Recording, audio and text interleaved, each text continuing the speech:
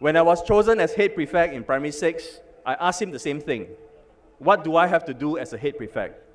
He said, you make sure your prefects don't become the bullies.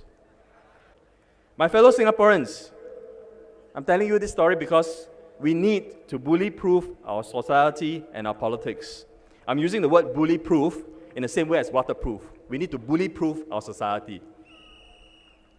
The way the PAP sees themselves is that they are aristocrats in their castles, planning things for Singaporeans who should then be grateful to them. So are you grateful?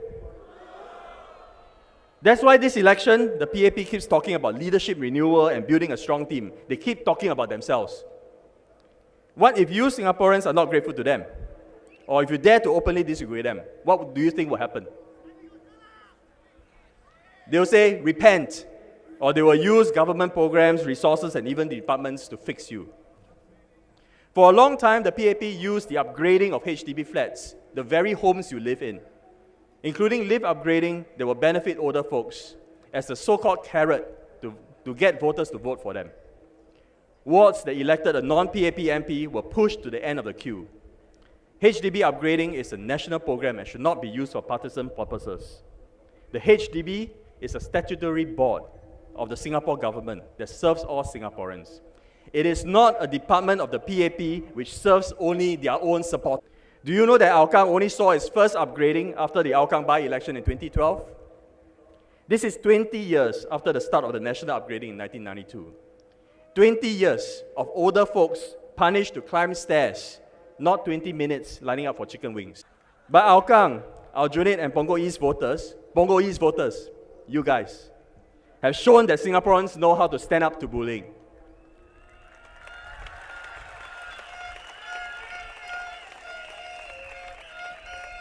The more you don't give us upgrading, the more you don't complete renovation of Rivervale Plaza or whatever plaza, the more you use this to bully us into voting for you, the more we will not support the PAP.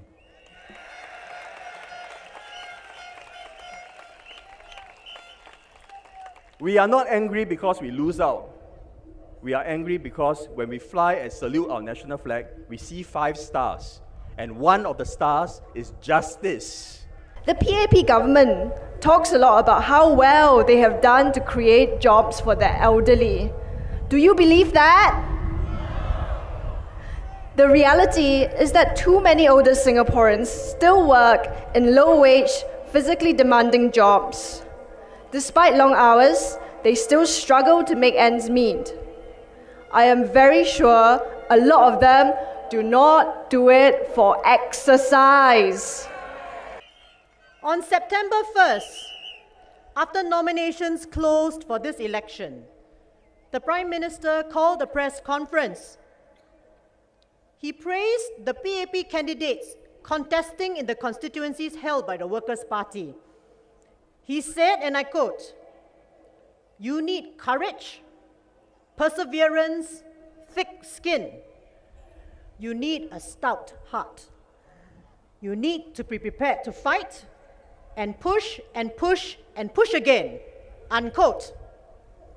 For a moment there, I thought he was talking about the Workers' Party. Such battles are an everyday matter for us.